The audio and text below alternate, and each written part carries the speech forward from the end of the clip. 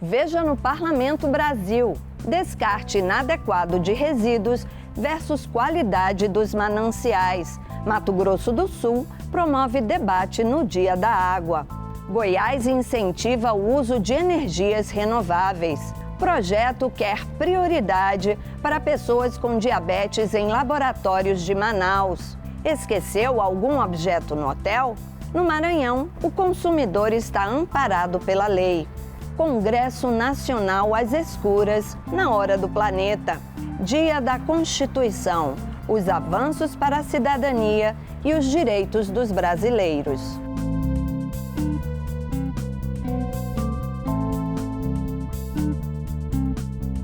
Essas e outras histórias que impactam a vida dos brasileiros passam pelos parlamentos.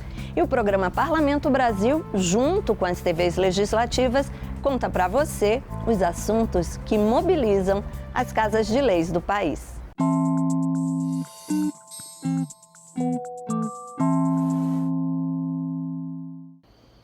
Mais da metade dos municípios brasileiros não descartam corretamente os seus resíduos, o que provoca poluição e contaminação dos mananciais. No Dia Mundial da Água, a Assembleia Legislativa de Mato Grosso do Sul debateu com especialistas a qualidade dos recursos hídricos do estado. Para encerrar as ações desenvolvidas na Semana Estadual da Água, universidades se unem à Frente Parlamentar dos Recursos Hídricos para realizar o workshop Compromissos e Contribuições das Instituições de Ensino Superior para a Manutenção da Qualidade dos Recursos Hídricos em Mato Grosso do Sul. O deputado Renato Câmara, autor da proposta, falou da importância do evento. Vários debates que servirão de referência para futuros estudos e, dessa forma, dar a nossa parcela de contribuição para um Mato Grosso do Sul mais sustentável. Um dos temas ministrados no workshop foi a atuação indevida das práticas humanas que contribuem para a poluição hídrica. A professora doutora Alexeia Barufati, da Universidade Federal da Grande Dourados, falou sobre os principais achados das pesquisas realizadas nos rios da região. Os principais achados refletem justamente, no impacto de todas essas ações antrópicas, sobre os recursos hídricos. Ou seja, isso mostra, o quanto a gente deve cuidar dos nossos dejetos, sejam dejetos industriais, esgoto doméstico, resíduos de atividades agrícolas, enfim, tudo isso está impactando diretamente os nossos recursos hídricos. As questões ligadas aos resíduos sólidos e os impactos nos recursos hídricos foram apresentadas pela professora Alessandra Silveira, da Unigran Capital.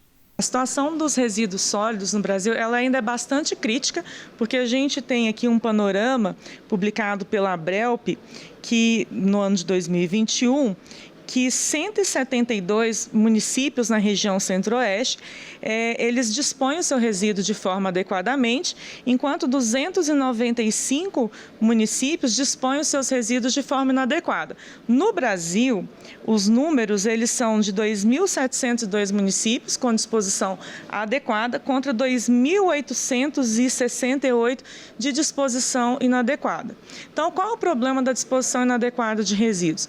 Então, esses resíduos eles vão contaminar o solo, a água, o ar. O Mato Grosso do Sul, ele avançou muito de 2016 para cá em relação à questão dos lixões. Então, a gente tem mais aterros controlados, há uma redução nessa quantidade de lixões, mas infelizmente isso ainda existe muito no Brasil e pela legislação os lixões eles deveriam ter sido erradicados no ano de 2014. Então, a gente já está em 2022, a gente já está numa prorrogação dessa meta, que seria o ano de 2021 e tem algumas situações estendidas aí para 2023. Então, a gente precisa avançar mais para que a gente não tenha mais essa disposição incorreta desses resíduos. É preciso investir em educação ambiental também. Ainda de acordo com a professora Alessandra, é preciso mudar hábitos que começam dentro de casa com a seleção correta dos resíduos sólidos. cerca de 60% dos resíduos gerados nas residências, eles são resíduos orgânicos. Então, são resíduos que não deveriam ser dispostos nos aterros. Esses resíduos, eles são passíveis de compostagem, que nada mais é que uma decomposição controlada desses resíduos, né? Vai ter ação de micro-organismos, eles vão passar por uma fase de estabilização e maturação e vai dar origem a parece uma terra escura, rica em nutrientes, né? E ainda gera um fertilizante líquido. Então, o resíduo ele se torna um substrato, um condicionador do solo, e ele deixa de ocupar espaço no aterro, aumentando assim a vida útil dos aterros. Para concluir os debates, o professor Dr. José Francisco dos Reis, da Anhanguera Uniderp, abordou a água no contexto estratégico da geração de energia elétrica. Importante destacar que a água, como meio renovável para a geração de energia elétrica, é a principal fonte para Mato Grosso do Sul. No entanto, nós temos distâncias muito grandes, nós temos áreas como o Pantanal, em que tem que ser preservado. Então, nós fazemos um trabalho de avaliação da inserção de várias outras fontes alternativas para que possa, de repente, ter um desenvolvimento sustentável, ter um desenvolvimento econômico, social, né, e a proteção do ambiente. Então, aqui eu trago para vocês alguns estudos que nós fizemos sobre o uso da água como geração de energia elétrica e a tomada de decisão para a gente substituir por outras fontes. Por exemplo, como eu falei, de eólica, como eu falei de fotovoltaica, né? E as alternativas, por exemplo, de pequenas centrais hidrelétricas. Energia e saúde. Em Goiás, a ideia é incentivar o uso de fontes renováveis de energia no estado. E na cidade de Manaus, vereador quer prioridade para diabéticos na hora de fazer exames. Veja o que foi notícia nas casas legislativas do país. Uma fonte de energia renovável, representando mais economia e menos gastos. Assim, a energia solar vem ganhando espaço no estado e também incentivos financeiros, tanto por parte de entidades governamentais quanto privadas. Na sede da Emater, Agência Goiana de Assistência Técnica, Extensão Rural e Pesquisa Agropecuária, na região norte de Goiânia, foi instalada uma usina de energia fotovoltaica. O custo da instalação, de R$ 1.300.000, foi bancado por um financiamento da ANEEL, Agência Nacional de Energia Elétrica, por meio do programa Enel Compartilha Eficiência. O objetivo principal é evitar o desperdício de energia elétrica. Ao todo, a agência goiana recebeu cerca de 722 módulos fotovoltaicos. Com isso, a usina deve economizar aproximadamente o consumo médio anual de 150 residências. O deputado Virmondes Cruvinel, presidente da Comissão de Minas e Energia da Alego, realizou visita técnica na usina fotovoltaica da Emater e ressaltou que essas iniciativas chegam para ajudar a população. Economizar gastos e usar aí a prática da sustentabilidade. Aqui são cerca de R$18 mil economizados, né? Cada mês aí se percebe isso na prática e é um exemplo também de que a administração pública pode ter boas referências para avançar a qualidade de vida dos cidadãos. E além disso, além dos investimentos aqui em energia, nós também conhecemos outra prática interessante da inovação. O sistema de transmissão aqui da Emater hoje é uma referência também nos demais órgãos do estado, que garante mais amplitude das ações, facilidade, mais entrega para as pessoas. O presidente da Emater, Pedro Leonardo Rezende, pontuou que esse investimento, além de importante, busca promover o consumo inteligente e mais eficiente. A nossa intenção aqui, além da economia com gasto público, com energia, também é que aqui possa se concretizar como uma unidade de multiplicação, que seja uma estrutura que possa sensibilizar todo o setor produtivo da utilização de fontes renováveis de energia. Segundo Marcos Alves da Silva, gerente da Estação Experimental da Emater, uma das finalidades também é estimular a utilização de fontes renováveis nas propriedades rurais. Além da economicidade que vai ter de aproximadamente na ordem de R$18 mil por mês, né, também é de levar a tecnologia para o homem do campo, principalmente para os pequenos agricultores, né, que são os mais necessitados. Com a economia no gasto de energia elétrica, a Emater poderá realizar melhorias no órgão e utilizar desta fonte renovável para garantir a distribuição de qualidade de vida tanto na zona rural quanto urbana. Ficam os hospitais públicos e privados, clínicas, postos de saúde e coleta, credenciados com a Rede Municipal de Saúde, o atendimento diferenciado aos portadores de diabetes. De acordo com o autor da proposta, o vereador Eduardo Alfaia, do PMN, esse projeto evitaria os transtornos causados durante a realização dos exames. O diabético às vezes chega, como você já narrou, para fazer um exame numa clínica, numa unidade de saúde, e ele já está num jejum. Ele já entrou no jejum muitas das vezes de 8, 10 horas e o risco dele ter um mal, dele sofrer algum tipo de problema, dele ter uma dificuldade enorme, passar a ter um mal-estar na realização desse exame numa unidade de saúde, o que vai gerar um grande transtorno para ele, para aqueles que se encontram ali presentes. O usuário ou paciente deve comprovar ser portador de diabetes mediante a apresentação de um laudo que comprove tal patologia. Aos hospitais públicos e particulares, clínicas e postos, incumbe-se a responsabilidade de identificar, no ato do atendimento, pessoas portadoras de diabetes. A matéria aguarda inclusão na ordem do dia e votação, para avançar para análise da Comissão de Finanças da Câmara. Você já esqueceu algum objeto num hotel ou numa pousada? Pois bem, se você estivesse no Maranhão, estaria amparado pela lei. Muita gente já passou pelo tormento de esquecer algum objeto durante a hospedagem em hotéis ou pousadas. João tem uma história para contar. A gente recentemente viajou fizemos um pacote de turismo para o Nordeste, né? Em uma determinada empresa. A gente estava em Recife e acabei esquecendo o celular. Mas graças a Deus a recepção, antes de fazer o check-in no hotel, terminar de fechar a conta, eles devolveram. Aqui no Maranhão já se tornou lei um projeto aprovado pela Assembleia Legislativa que ampara o consumidor, proibindo a exibição de placas informativas que retira a responsabilidade dos estabelecimentos comerciais em caso de objeto esquecido. E essa lei é de autoria do deputado Edivaldo Holanda.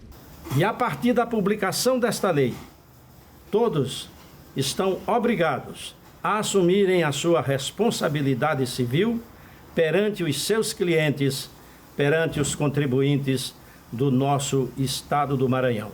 Fico feliz pela promulgação desta lei pelo presidente Otelino, presidente da Assembleia do Estado do Maranhão, e agradeço aqui aos meus pares, todos os deputados que comigo aprovaram esta importante lei. A lei é a 267 de 2019 e as regras valem tanto para hotéis como para pousadas, pensões, albergues e estabelecimentos congêneres. O descumprimento deve implicar em notificação para regularização em um prazo de 30 dias e na aplicação de multa no valor de R$ 500 decorrido esse prazo. A fiscalização poderá ser feita pelo PROCON.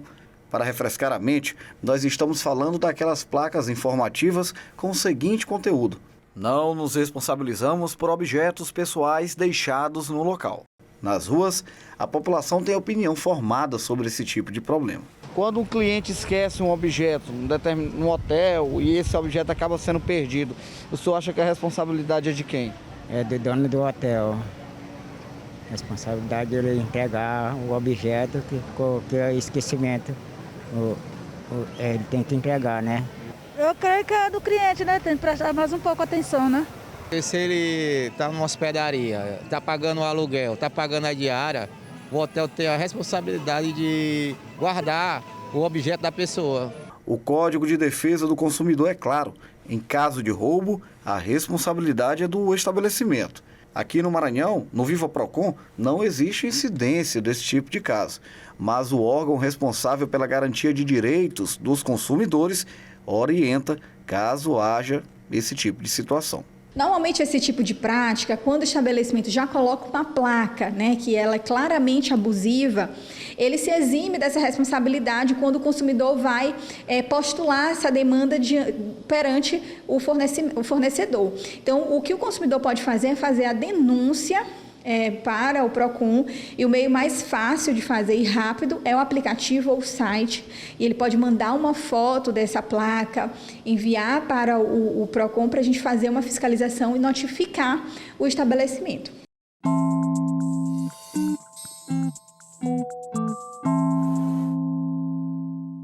A Hora do Planeta é um movimento mundial que acontece todos os anos para conscientizar a sociedade sobre a emergência climática e a perda de biodiversidade. A Câmara dos Deputados participou mais uma vez. O cartão postal de Brasília ficou às escuras.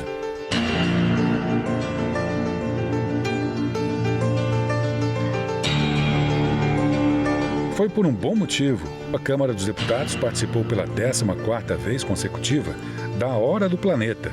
É um movimento ambiental global pelo clima que consiste em apagar as luzes de residências, monumentos, fachadas e prédios públicos por 60 minutos. Promovido mundialmente pela ONG ambientalista WWF, a Hora do Planeta nasceu em 2007 em Sydney, na Austrália. No ano passado, segundo a WWF, 192 países participaram da ação. E no Brasil, 35 monumentos em 15 cidades também apagaram suas luzes, assim como o Congresso Nacional.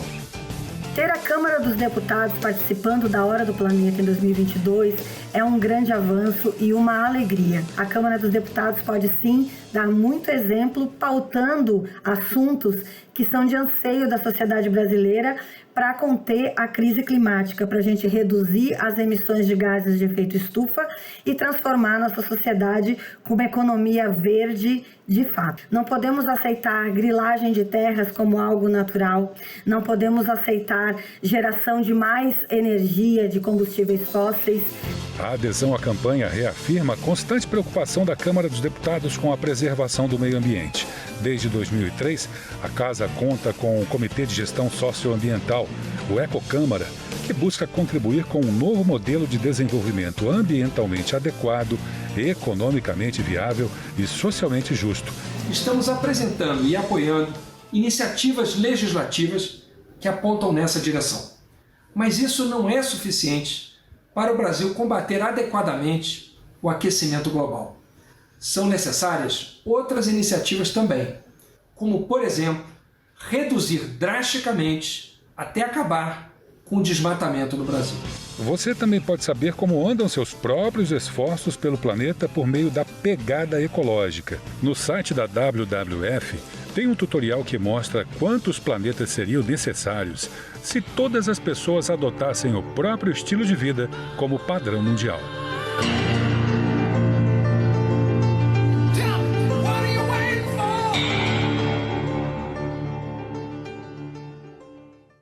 Fala com sabedoria, ensina com amor. Esse é o lema da campanha da fraternidade deste ano da Conferência Nacional dos Bispos do Brasil. Uma sessão especial no Senado celebrou a campanha, que tem o objetivo de promover o diálogo sobre a realidade educativa do Brasil à luz da fé cristã. Uma campanha para conscientizar e mobilizar a sociedade. A iniciativa da Igreja Católica vem desde a década de 1960 e já tratou da educação em outros anos. Mas sendo uma área em que o Brasil tem tido dificuldades em dar conta do dever de casa, o momento é bem oportuno. O senador Exalci Lucas lembrou um dos objetivos da campanha deste ano. Promover diálogos a partir da realidade educativa do Brasil, à luz da fé cristã, propondo caminhos em favor do humanismo integral e solidário. E é com esse espírito de uma educação humanizadora que devemos trabalhar e promover ações para alcançarmos uma educação integral em todas as dimensões do ser humano, mas que seja, sobretudo, solidária e inclusiva. A contadora de histórias lembrou uma parábola contada por Jesus de Nazaré, a do grão de mostarda, da semente bem pequena, e fez um paralelo. Assim como um pequeno grão de mostarda, também é a educação. Fala com sabedoria, ensina com amor. Educar é semear com sabedoria e colher com paciência. Um fruto pequeno que se torna grande, necessário e edificante. O princípio de todas as outras coisas. Outros participantes destacaram a relevância da educação e reforçaram que não se trata de tarefa só de professores e mestres. A família, principal agente educadora, os grupos sociais, os gestores, as associações, a sociedade inteira, uma sociedade educadora. E, é claro, não dá para ficar de fora a própria pessoa, sujeito de seu processo de educação. A educação deve envolver a todos, deve envolver a família, a escola, a igreja, a sociedade. Todos são envolvidos na educação. Como diz Papa Francisco, para educar uma criança é preciso toda uma aldeia. E aldeia hoje é aldeia global. A educação, a gente sabe que é a melhor prevenção à violência. A educação é a melhor prevenção às doenças. Eu, como médica de formação, vejo isso. Povo educado é povo que adoece menos. Tudo que nós falamos, que sai da nossa boca, a forma com que a gente se relaciona, a forma com que nós agimos, com que nós reagimos, a forma que a gente expressa a nossa opinião, as coisas que a gente posta nas redes sociais, tudo isso acaba sendo uma forma de educação, porque alguém está te vendo, alguém pode ter você como referência.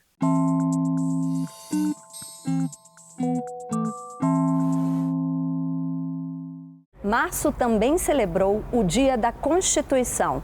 Foi no dia 25. Desde 1988, quando ela foi promulgada, o Brasil experimentou grandes avanços na cidadania e na garantia de direitos fundamentais. Veja exemplos do que mudou na reportagem da TV Assembleia do Maranhão. A Constituição de 88 consagrou os direitos fundamentais e direitos sociais dos cidadãos, como a liberdade de expressão, a igualdade entre homens e mulheres, a participação política. Para se ter uma ideia, antes da Constituição de 88, era comum as prefeituras terem funcionários ganhando menos de um salário mínimo, cerca de 30% a 40%. Mas, afinal, como essas mudanças afetaram na vida dos brasileiros? Fruto desse detalhamento, há na sociedade, em alguns segmentos, alguma insatisfação com essa abrangência do texto constitucional e nós temos aí já 116 emendas constitucionais de revisão desde 1988, tentando modificar alguns preceitos do texto original, mas na sua essência a Constituição está mantida. Isso também é normal que as Constituições evoluam, elas com o passar do tempo elas se ajustem, talvez não na intensidade com que acontece no Brasil, né? Pela Constituição de 88, a educação passou a ser dever do Estado e direitos de todos, mas foi na área da saúde que houve um dos maiores avanços. A criação do SUS, Sistema Único de Saúde,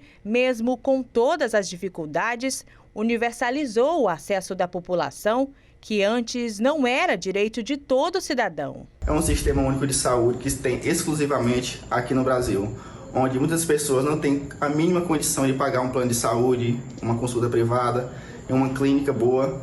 E a Constituição Federal dispõe isso para todo brasileiro, que é uma consulta grátis através do SUS.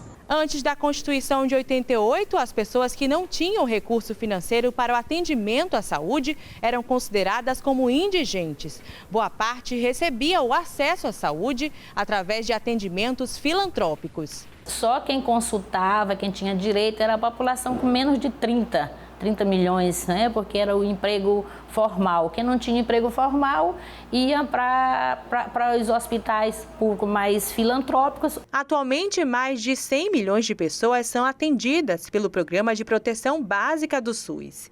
Mais de 150 milhões de consultas por ano. 8,9 milhões de internações por mês. Números grandiosos e que demonstram o verdadeiro significado de um conjunto de ações e serviços de saúde a toda a população.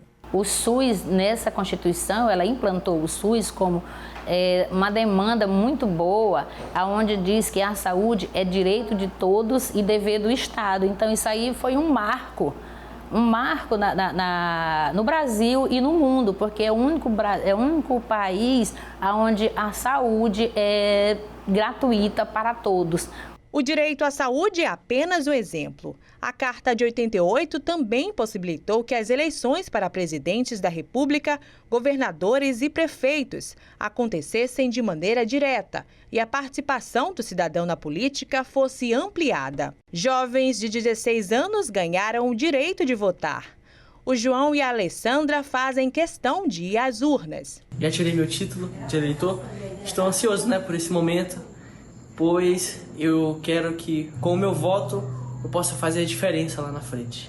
E hoje é o dia da Constituição Brasileira, que veio para nos dar o direito de ter o nosso voto, ter um direito a uma saúde pública boa, de qualidade, e é por isso que é tão importante a gente participar desse momento.